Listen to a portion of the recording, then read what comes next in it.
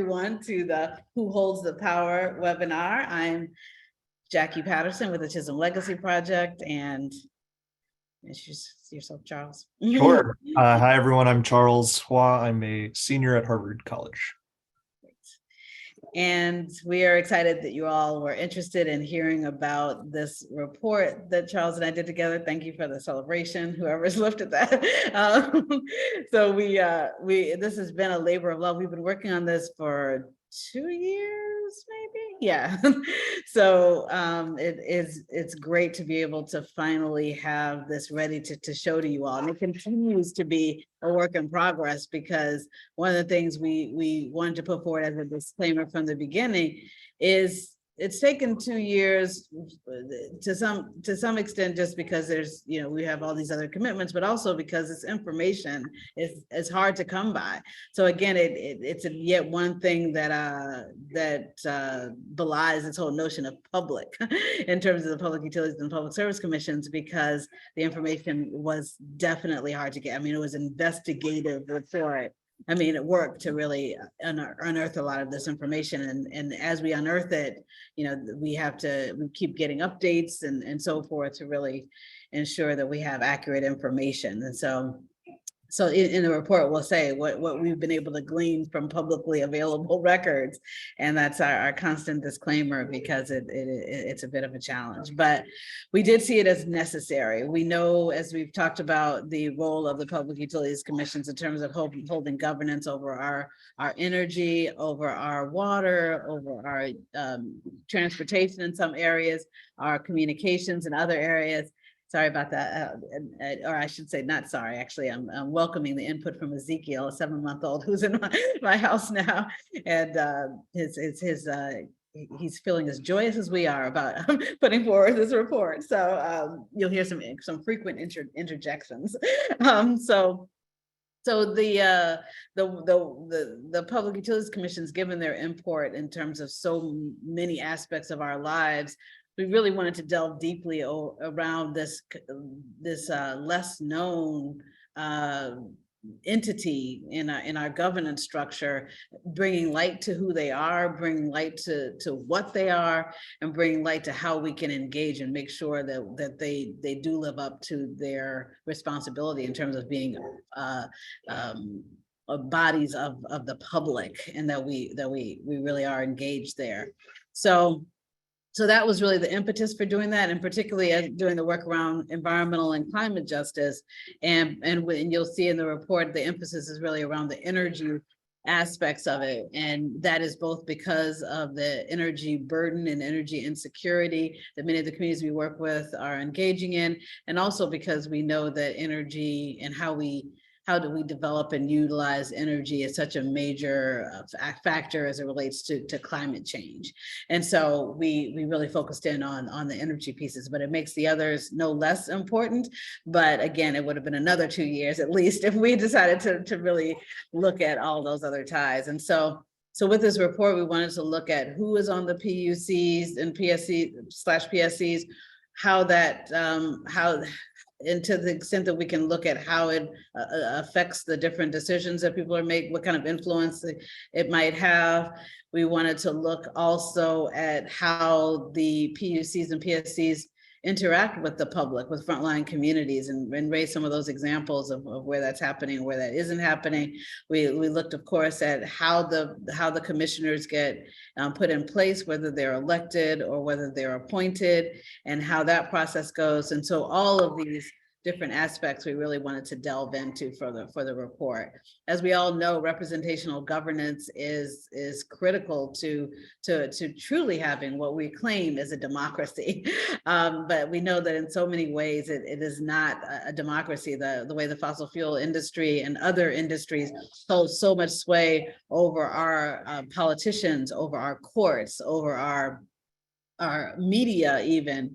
And so we recognize that we have to really begin to uncover these ties and dismantle these ties to actually have a true democracy. So these are some of the driving forces in terms of why we wanted to have this, wanted to do this report.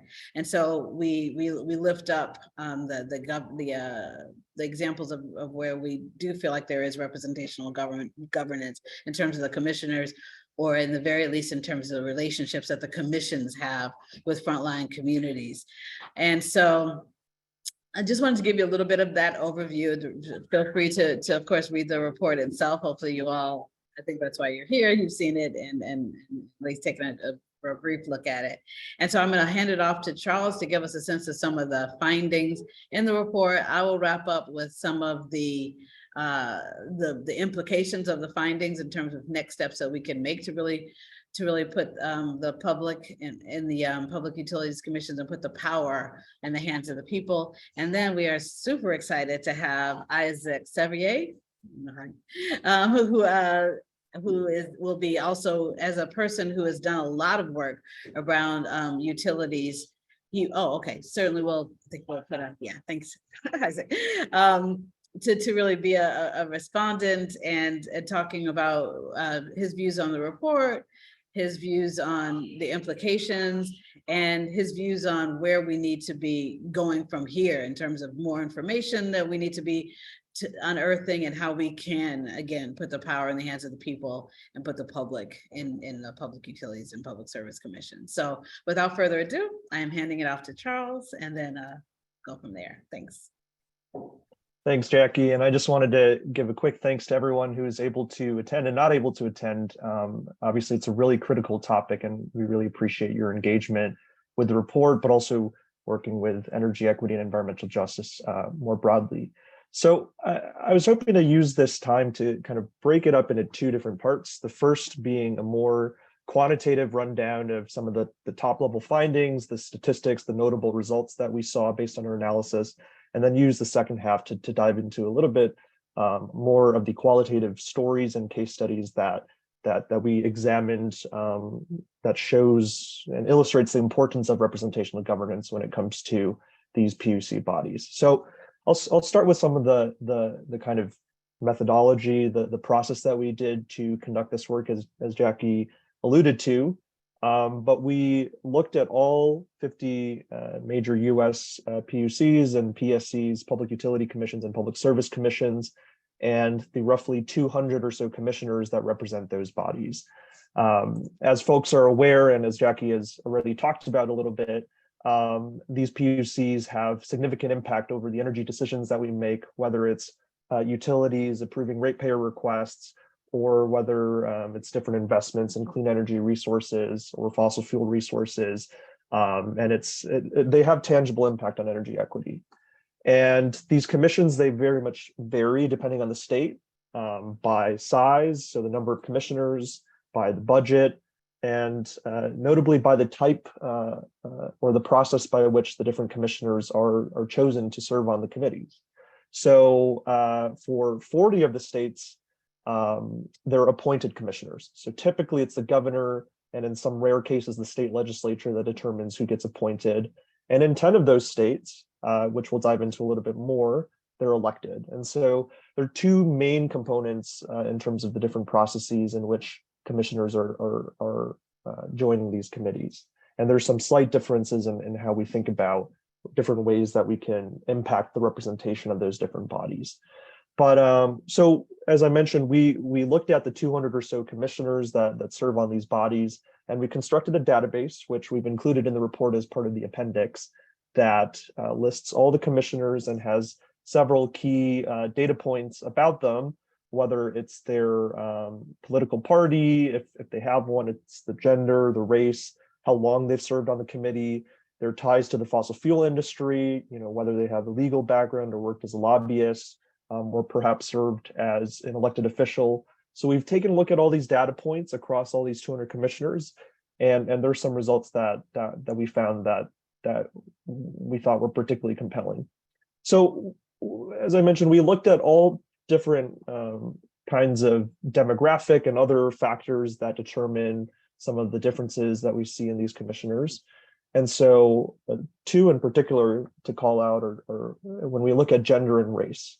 And so when we look at gender, among the roughly 200 commissioners in the database, the significant majority, approximately 65%, so roughly 2/3 of the commissioners identify as men. And in fact, 6 of the states have all male commissioners. And then when we look at race, we see that there's relatively little racial diversity among the public utility commissioners in the US. 162 out of the 197 commissioners identify as white. So that's about 4 in every 5. And only 18 commissioners 18%, excuse me, of commissioners identify as commissioners of color. Of those, we have 21 who are Black, 6 who are Hispanic or Latino, 6 who are Asian, and only two that are Native American or American Indian.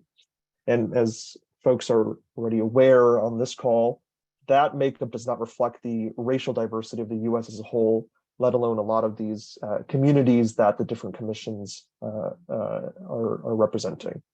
So I mentioned earlier that there's 10 commissions in the US that are elected, and 4 of them are in the South. And I want to talk about that and hone in on that in particular for an important reason, which is that those 4 states, we see some of the largest disparities in terms of representation, as well as in terms of energy equity and environmental justice outcomes. So those 4 states are Louisiana, Alabama, Mississippi, and Georgia. And those are 4 of the 10 states that have elected commissioners. For some of those states, there has never been a Black commissioner. And for the others, there's only been 1 or 2 or a couple. And that does not represent the racial diversity of those states where just the Black population alone represents over 30% of the population. And so when we think about the fact that, some of the highest energy burdens in the US are located and concentrated in those regions where for low-income ratepayers, upwards of 10% of their income is spent on just electricity bills. When we think about the discrepancy there between the representation of those commissions and how well they reflect the population that they serve, that's a major issue that we've seen. And we're going to dive a little bit into the specific ways in which energy inequities and environmental injustices have been perpetuated or not really meaningfully addressed in a lot of those states. So again, back to kind of the quantitative high-level findings. Roughly half of the states have commissions that have no commissioners of color. So that's 24 of the states. And so again, just to kind of call out the fact that commissioners, whether they're appointed or whether they're elected, do not seem to be representing the diverse population of the US. And just very quickly to wrap out this section, talking a little bit about some of the other factors that we looked at: education, political party, and sort of background. From an educational standpoint, 96% of the commissioners hold college degrees, hold bachelor's degrees, and then 63% hold advanced graduate degrees. In fact, many of the commissioners, as to be expected, hold legal JD degrees or have some legal background, which makes sense given the highly legal and regulatory nature of their work. And then looking at party, this is a little bit the kind of immediate statistic that we found is that 73% of commissioners are nonpartisan in nature, although there's some dynamics around who's appointing them, and those governors obviously have a political party affiliated with them. But among the 53 commissioners that have a official, explicit political party, 37 of them are Republicans, 16 are Democrats, and that's in part a reflection of which commissions have partisan commissioner seats and which have nonpartisan commissioner seats. So lastly, to close out this kind of quantitative section, talking a little bit about some of the backgrounds that we found. Again, roughly 37%, so nearly 2 in every 5 commissioners hold legal backgrounds. Roughly a quarter have served in some sort of elected official capacity, most typically with the respective state's state legislature. And there's been some controversies and concerns over revolving door type commissioners, where they're either former lobbyists or lawyers who have represented the very industries or clients or companies that they're now regulating in their capacity as public utility commissioners. And we identified at least 13 of these situations where there were commissioners that sort of experienced this. And lastly, we talked about some of the fossil fuel ties that we've seen. So there's a couple in particular that I want to call out. In the Alaska Regulatory Commission, we have commissioners who have served, as board members of different natural gas development authorities, who have provided government relations services to different fossil fuel and oil companies, who've served as chairman of the different pipeline commissions. In other states like Kansas, Oklahoma, and Texas, there have been commissioners who have been representatives to different oil and gas commissions, who have previously, built their careers in different oil companies and otherwise have ties to different petroleum councils or oil and gas exploration and production companies.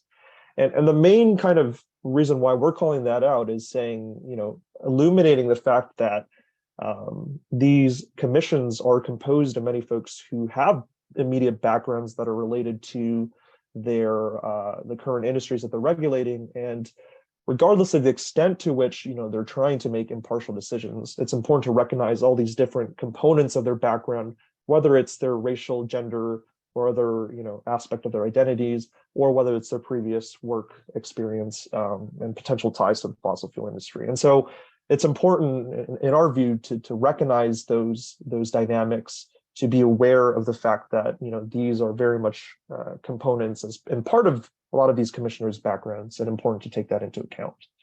So with the next several minutes, I want to spend some time diving into some of the qualitative stories and case studies that we found that were particularly illuminating, that really serve to illustrate why representational governance matters.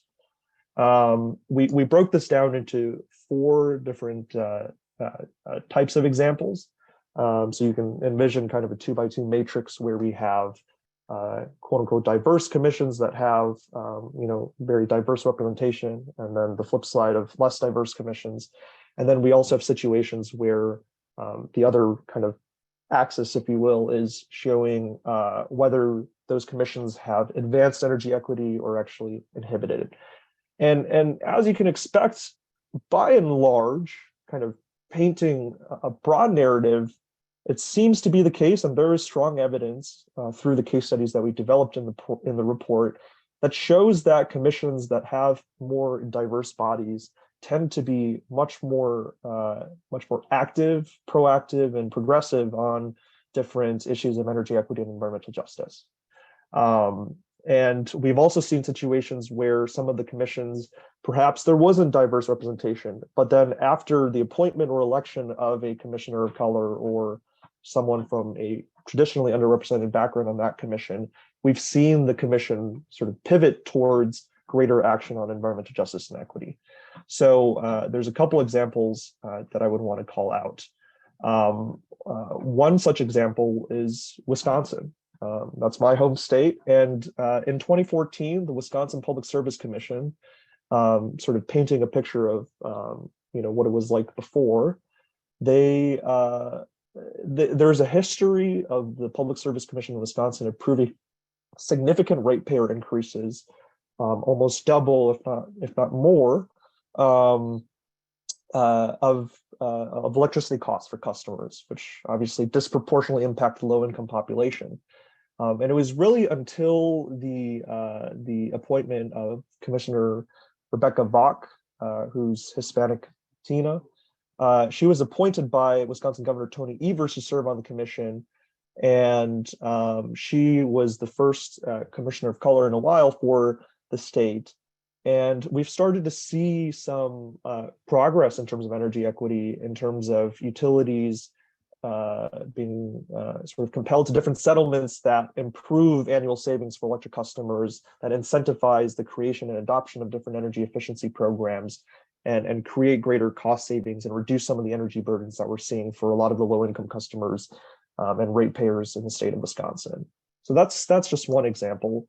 Another example would be staying in the Midwest here, Michigan, where in 2019, Governor Gretchen Whitmer appointed Tremaine Phillips to serve on the Michigan Public Service Commission, and he was the only person of color serving on the commission. And there have been a lot of wins for equity and environmental justice following his appointment. The Michigan Public Service Commission has begun incorporating environmental justice and public health into utility energy planning. It's looked at different costs that ratepayers have to bear, particularly low-income ratepayers, and been a lot more aggressive about mitigating some of those energy burden concerns. And it's looked internally at how the commission itself can better represent and reflect the diversity of the state, including the creation of a new equity and inclusion officer position that's dedicated to improving diversity and inclusion internally, as well as other decisions that it's made, calling for the expansion of renewable energy, being more aggressive about transitioning away from different fossil fuel resources and improving new projects that really advance energy equity. And then I'll give one last example, which is New Mexico. And New Mexico is a little bit of a complicated situation as they've flip-flopped in terms of their state legislature going from an appointed to elected commission and then back.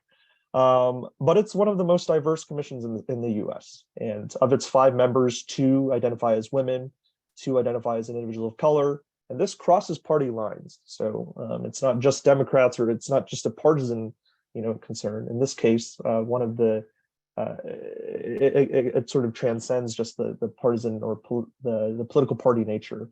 But in the past, we've seen as recently as 2015, where the New Mexico Public Regulation Commission approved a plan to continue operating sort of coal-fired power plants, as well as other fossil fuel plants. And there's been a history of that in terms of continued operations of different fossil fuel resources.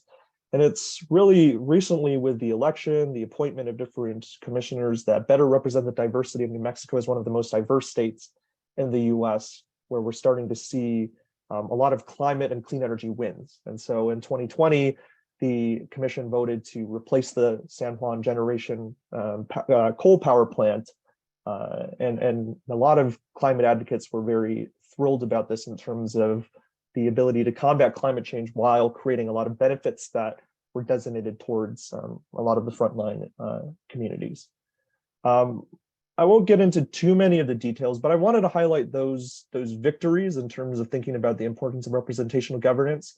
The report dives into a lot of other examples that show the gray area. It's not always the case that that greater diversity always yields the results on energy inequity and environmental justice that are expected or desired. But what we were hoping to do with the report is to paint a broad picture showing that by and large, when we see situations of greater diversity, of increased representation, of more equity and environmental justice oriented commissioners, that's led to meaningful change and reform at the commission level, internally and also externally, in terms of the decisions that they make, the impacts that they have on low-income communities, communities of color, and other marginalized communities, as well as how they're engaging with stakeholders. And that's a key part is how these commissions are engaging, how accessible they are to the general public, and particularly to communities that have historically not been represented in different energy planning processes. And so at a high level, that was our aim, and that was the key conclusion that we found in the report, is that, put simply, representation matters. So I'll stop there, and I'll turn it over back to Jackie to give some additional thoughts. Thank you. I'm not sure. Can you see me? Okay, good. All right, sorry. A little confusing. Yeah, because I was hiding self-view, I think.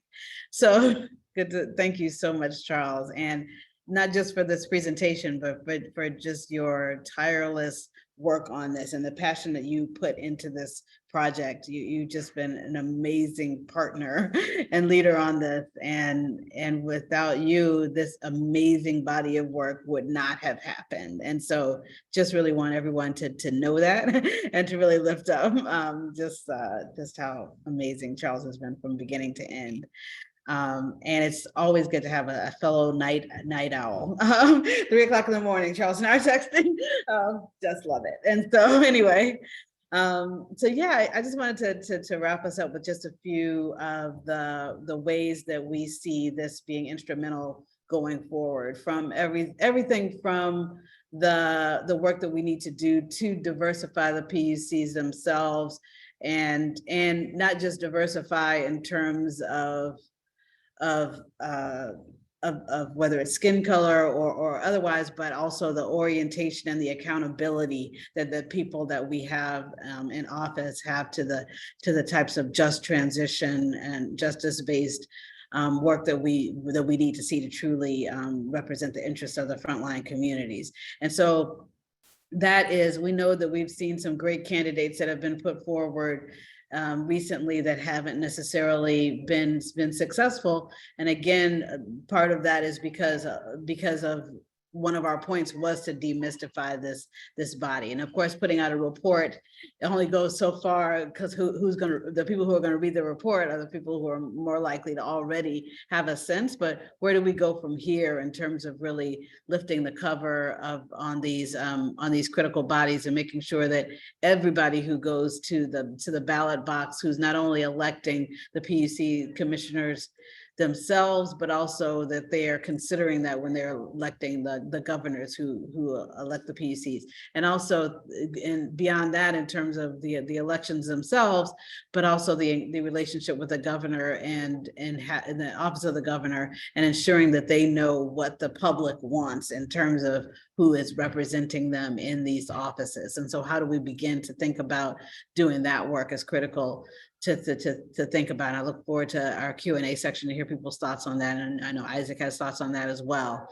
So that's one thing, who's actually sitting in the seats, and how do we make sure that the folks that are sitting in the seats are the people that represent us? And with that, it goes back to one of my kind of common comments around campaign finance reform, because again, what messages end up getting lifted, whose faces and interest end up being front and center for the public. So much of that is tied to who's financing these campaigns and so forth. And so we need to be thinking about that as inextricably connected to democratizing the PUCs and the PSCs. We have to make sure that as the PUCs and PSCs are in place, that we're holding them accountable to making themselves and the information that they're generating and the decisions that they're making accessible. So often when we end up in those PUC settings as frontline communities, it's just navigating to get in there is such a barrier, and we have to really hold the PUCs accountable to ensure that there is accessibility and not just kind of where the door is open, but that there's like there's a ribbon welcoming people, and that there is real efforts being made that there are accessible spaces on all levels in terms of the information, in terms of the way that the conversations go, and so forth. We as groups that are facilitating frontline community engagement have to make sure that we are doing our part, even as we push the PUCs to do their part to help to demystify these bodies, and to ensure that one of the things that we did when we were doing our energy justice trainings is that we did some mock PUC hearings, so that could kind of prepare our frontline communities for what they're going to see when they get in there, because often they can be intimidating spaces when you have these highly paid lawyers or others there testifying, and it can be quite intimidating to almost anyone. And so helping people to prepare and know what they're going to face there, but then also helping them to know how important their voice is over any other voices that are in that room, and feel that confidence as they go in to state their positions. And we're glad for the work of folks like the Energy Policy Institute, and Dave Pomerantz is on here, and Jill Tober from Earth Justice, and the work that these groups do, because really helping to again help folks to navigate these systems. And we need more of that work to navigate, to follow these proceedings and so forth, and break them down for folks who are needing to come in and provide input, but don't necessarily need to understand all the different things. And so I appreciate both the work in terms of demystifying, but also in terms of uncovering some of the behind the scenes dealings that are making these non-democratic spaces. And so thank you for that. And so also, as we think about community groups and others who are engaging directly with commissioners, because so whether we're getting the commissioners that we want in office, or there are other commissioners that aren't necessarily the ones that are representational, they all have to be accountable to our communities. And so communities have started to forge alliances, forge relationships with the commissioners and so forth, and really make sure that they are engaged in kind of education of the commissioners and build that relationship so that the commissioners are more likely to kind of understand their perspective as they're making their decisions. And so that's something that we've seen be quite effective. And Charles gave us some of the examples of those. And so those are just a few examples. We have a list of recommendations at the end of the report, but I just wanted to lift up some of those ways that we see are critical to again, increasing, as we talked about, distributive, procedural, and interactional equity as it relates to the PUCs and PSCs. So I want to make sure that we have time for both Q&A, and I want to definitely hear from Isaac, who has just been holding such a critical role in this space. And so I'm going to turn it over to Isaac, and then we'll get into some of the questions that are already in the chat. So stand by. Thanks, Isaac. Yeah, thanks, Jackie. It's so good to see everybody here. This is my first time on Zoom after the holiday, so it's just great to be back with people that I love and admire so much, and I really appreciate the leadership that kind of this report puts out on the ground. You know, Jackie told me about this, I don't know, maybe a month or two ago now, and I texted back and I said, this is exactly the resource that we need on the ground, and I hope that everyone can see that. And what I wanted to just comment on, I had actually I'm interested in moving to the Q&A and talking with everyone more dynamically, but I wanted to say that I thought this was such an important tool to assist in our power mapping overall. So let me just say, I guess, where do I sit? Who am I? Why am I on here with you? My name's Isaac Severe, and I live on Ohlone land in San Francisco, California. I have worked on Public Utility Commission proceedings here in California for more than 5 years, specifically targeting kind of things around our housing. So energy efficiency proceedings, thinking about how we upgrade and fix our housing to be more energy efficient. And through that process here, with a really wide range of coalitional partners, I saw the limits of intervening at the PUC as well. I saw how representational politics really served as a beacon of hope for our communities. And then sometimes when votes at the commission came to a majority vote, if our diverse or equity-minded commissioners weren't holding the majority, how our power actually still got stopped, even though we had the folks in the room, we had the data behind us, we had all these other things. I think Charles pointed out and Jackie too, the broader political environment still really shapes what's possible. And we know this watching the kind of gerrymandering and race suppression things and voter suppression things that affect us on a racial basis for the most part across the country. I think we can see those limits. So I really like this report, and I hope that the folks on the line will take it back to the groups that they work with, the other people in their community that they're working with, and understand how Charles made the analysis. Because I think that while this is a tremendous snapshot, the true power, the long-lasting power in this report is not to pull it off the shelf 4 years from now and say, oh, what was the snapshot like of who holds the power in our utility commissions in 2022, but to use the same resources that Charles was able to use, and then keep constructing that analysis local to us in our states and in our communities in the years to come, because this is a multi-decadal fight to win justice inside of our utility systems. And we will need that kind of like knowledge and approach that they've laid out here. I really appreciated Jackie and Charles's approach to not necessarily telling us only what to do, how to take this information and then do something with it now, but really showing us what the baseline for information is and exposing that this system and the people that are in power by design. And that design often has led to fossil fuel interests and other powerful corporate interests being able to capture what should be otherwise democratic processes and then use them to their advantage. I think that the case studies that we laid out, or that the authors laid out, especially there in like New Mexico, I saw a comment in the chat about Indiana, shows how just getting to representational politics is good, and we must do more.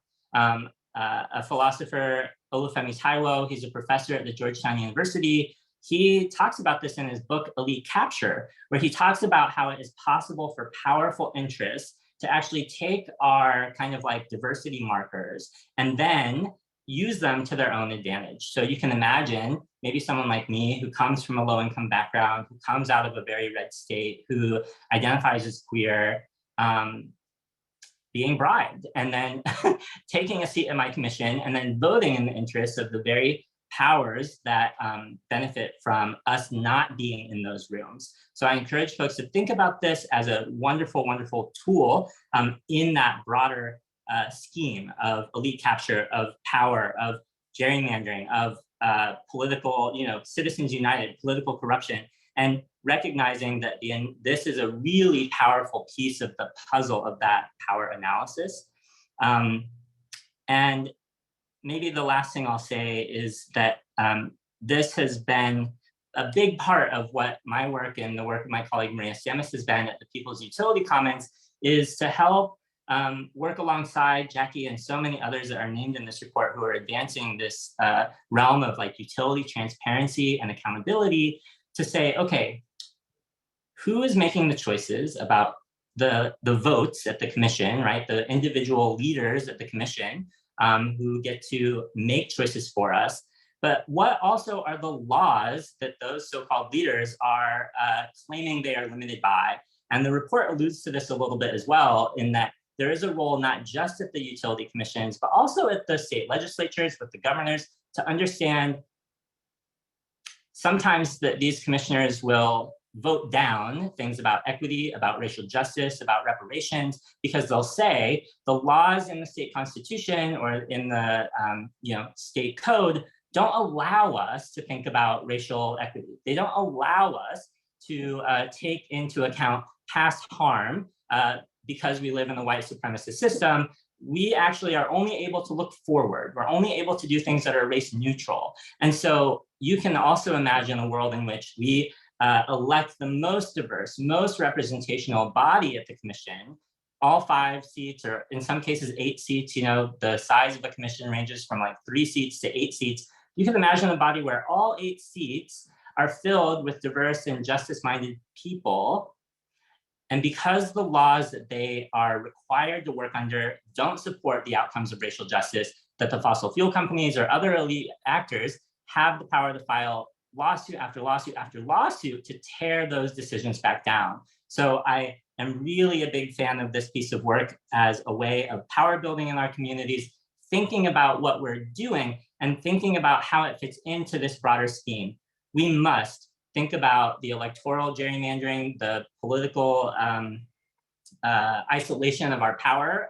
We must think about who actually holds these seats inside of public utilities commissions, because they are, as Jackie and Charles and the team have pointed out, able to organize from within, right? They're able to convince their peers in a way that maybe some of us on the outside can't. So there's a strong inside-outside game there. And we still need to change the shape of the very laws that the Utility Commission is supposed to interpret on our behalf for our public interest, for the public good.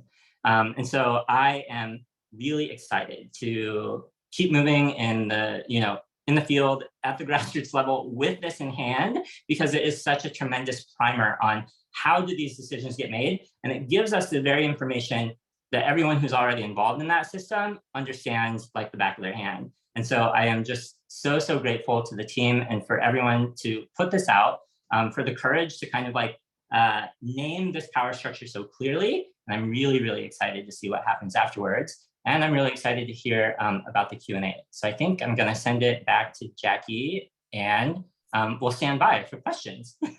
Thank you so much. That was just exactly what we hoped you would bring, Isaac. So thank you very much.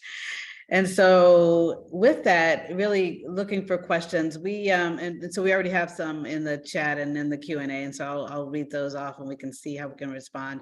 I'll say too that that I appreciate that both Isaac and Charles are on to answer these questions as well, because I mean our emphasis in first trying to do this report in the first place was what I said before, in terms of just seeing the impacts of the PUCs and the PSCs in our communities, and seeing that our communities weren't as engaged with them as we needed to be to really make them live up to the accountability for our interests. And so what I had was a bunch of questions, which is what evolved into the report itself. And so and Charles was great enough to actually go in and find those answers. And so just appreciating both of you all for your experience to bring to this conversation. So without further ado, let's go into some of the questions.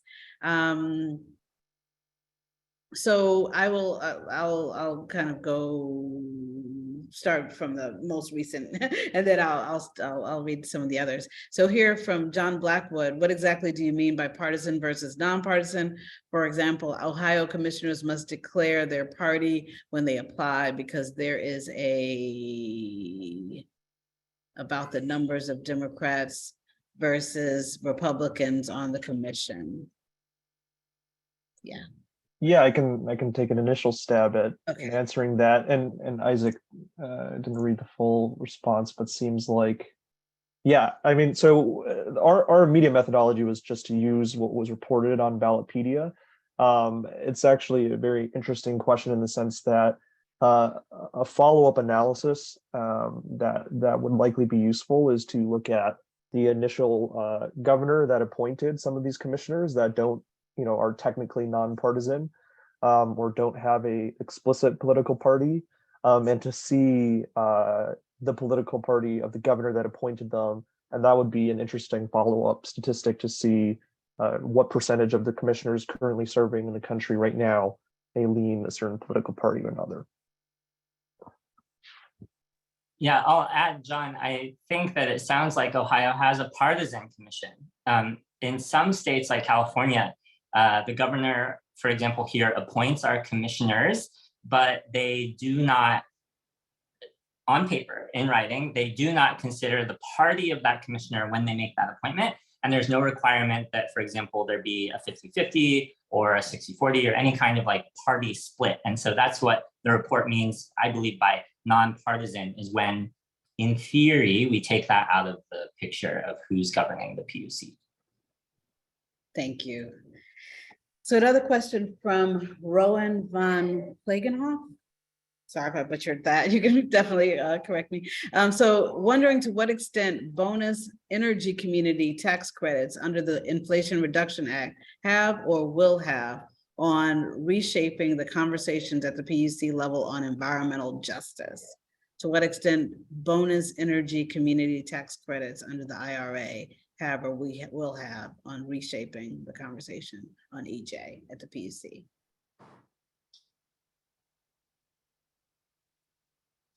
So I'm not an expert on every single IRA provision, but just given our understanding of some of these PUCs and how they make various decisions, and I'm sure Isaac can speak a little bit more to that in terms of actually deconstructing the psychology of some of these decisions.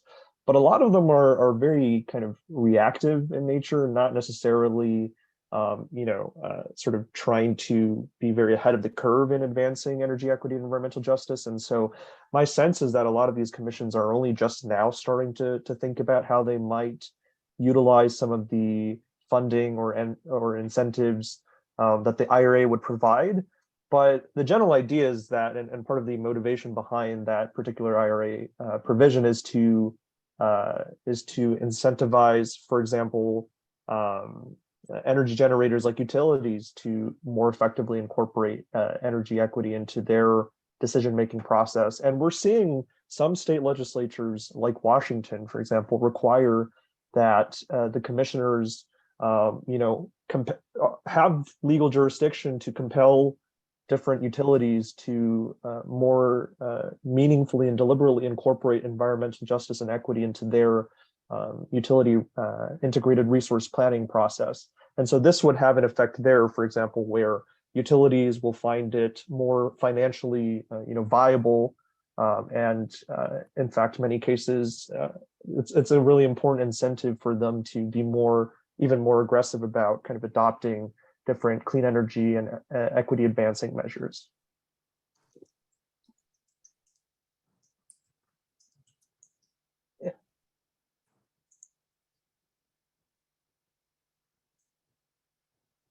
Sorry, I was looking at the chat. So another question was the extent to which, and I guess it would have been in the report if we had done this, but the question from Arturo about looking at the chairs of the commissions.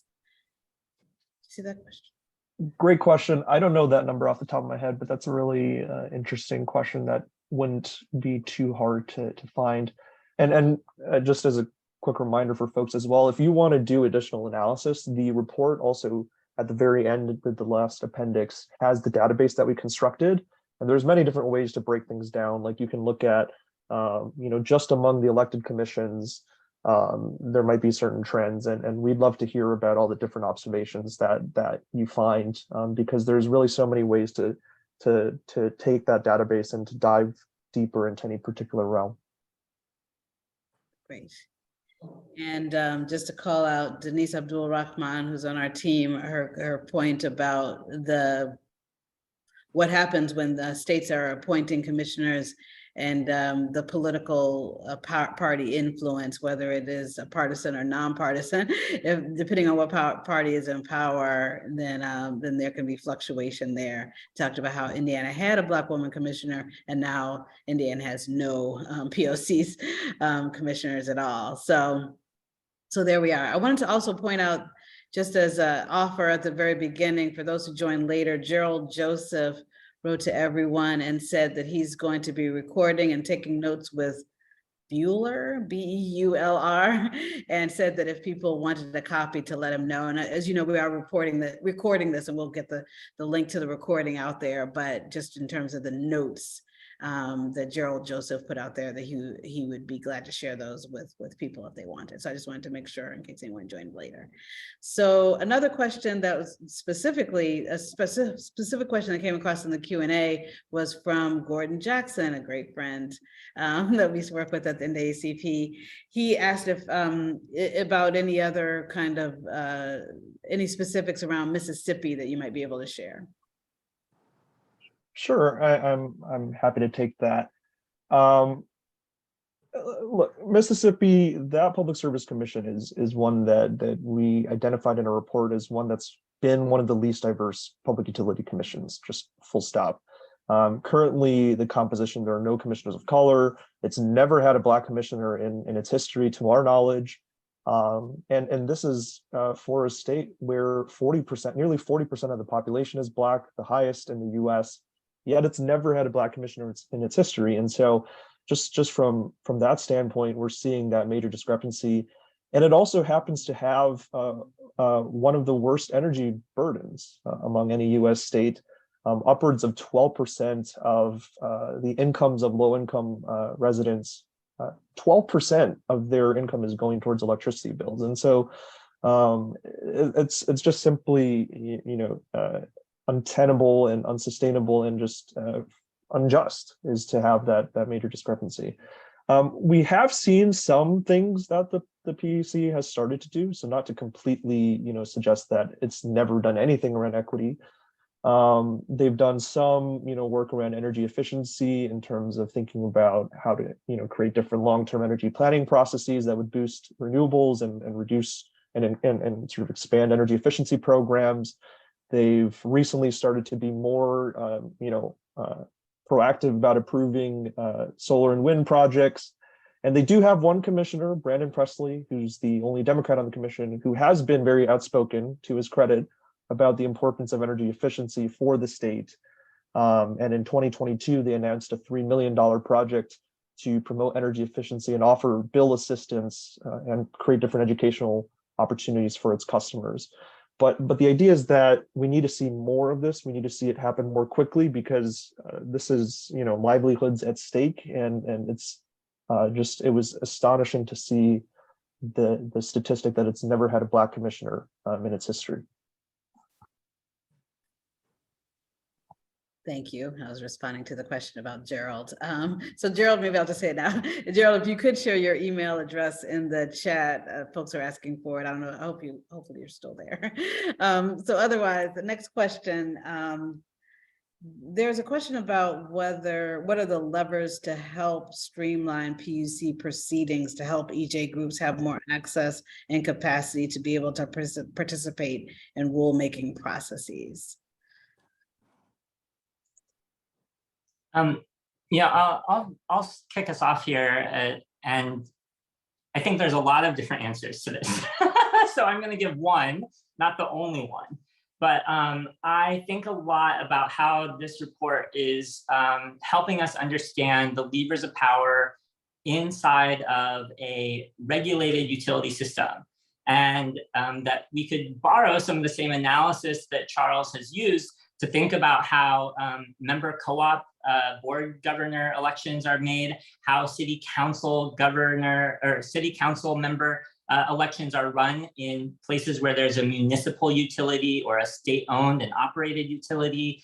And so I want to encourage people to read it carefully and understand what the strategy is based on where you live as well.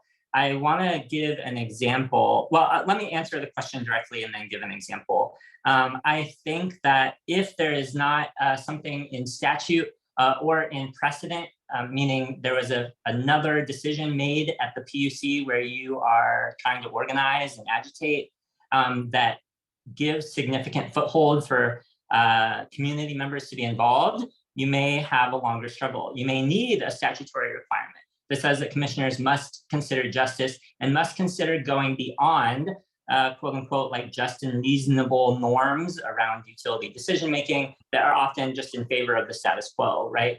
So I think that there's going to be a variety. It's going to be involving looking at precedent at the commission, looking at what kind of votes you might be able to get on the commission as it is currently made up, and then looking at the state laws that govern the commission and see what they're actually required to do. Commissions love to hide behind the fact that they're not required to do something in statute as a reason that they shouldn't do it. And they will always err on the most conservative interpretation possible. So if they may do something in statute, they may not. But one example I'll give is in Los Angeles, they have a public utility system, the Department of Water and Power, that delivers electricity and water at the same time. Because their public utilities service provider is governed by both the board of governors over the utility as well as the city council in Los Angeles. They have a somewhat direct democracy kind of like access to the Public Utilities Commission, or to their version of the Public Utilities Commission on that city level. In the last month, groups on the ground led by Scope LA, the Repower LA network, which are minority and union-led networks that advocate around the energy utility system, they won a ban on utility shutoffs for water and for power for anyone who was enrolled in a senior program or in a low-income program. This is the first of a kind in the country, and it was done because in kind of South LA, these organizers came together, they worked on a 3-year campaign, they agitated at the city council, and because they're governed by a city council that can just make new laws for the city and work in cooperation with this public entity, they won a step change, a big step change in terms of our utility shutoff policy. And I want to lift this up because I think it's a model and an example. And even though we have this model and example, our folks on the ground say it's not enough. They said, well, what are you doing to make sure that everyone who qualifies is enrolled in those programs? If there's a single senior in LA who's not on that senior program, they're not eligible for that shutoff protection. So we're still falling short of universal protections, but that is a big step from the status quo, which says that anyone can be disconnected for simply being unable to afford their bill. So I saw Sneha's question, I encourage us to think about how we're winning transformation and how representational politics, how procedural politics can be a part of that transformation, but that procedural justice is not the end of our fight.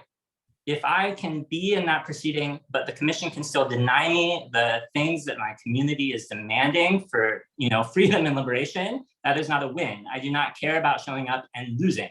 I care about showing up and transforming the system. So just wanted to lay out that inspiring example. Yeah, and I think this is a really important question because I imagine a lot of folks, the question of what can I do might be on your mind after this call. And you all obviously represent a voice as citizens, but also presumably are part of some environmental group, or maybe not environmental group, but some community that you're a part of.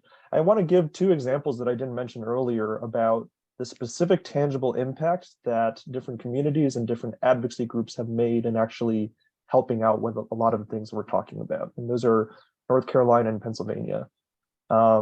In 2019 in North Carolina, a group of 14 environmental groups submitted a letter to the North Carolina Governor, Roy Cooper, asking him to appoint members to the North Carolina Utilities Commission that don't have ties to the fossil fuel industry and will protect health and promote clean energy and equity. And as a result of this process, one of the three commissioners that Governor Cooper appointed was a commissioner of color. And that was Commissioner Floyd McKissick Jr. Some of you may be familiar with his father, who had a tremendous legacy in civil rights. But that was a direct, tangible impact of groups, people, communities coming together to advocate for exactly what we're talking about in this report. The other that I'll mention is Pennsylvania. That's a little bit of a more complicated situation where climate activists in 2021 advocated for the Governor Tom Wolf to appoint commissioners who are focused on climate justice.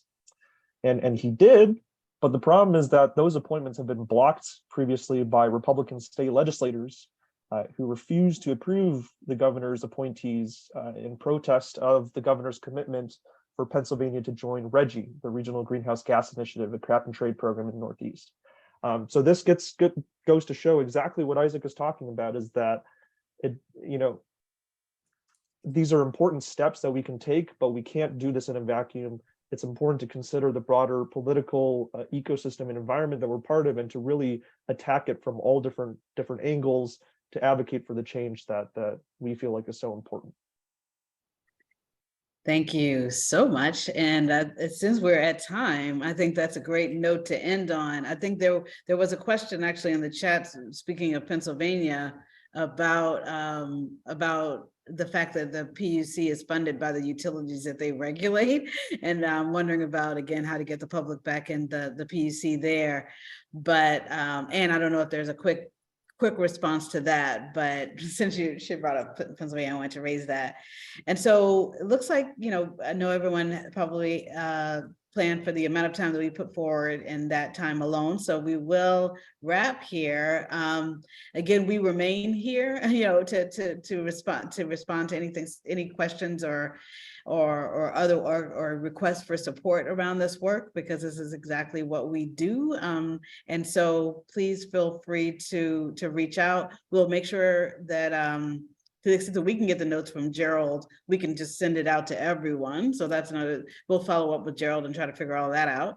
And then we'll also make sure everyone gets a link to the recording, and feel free to share that out.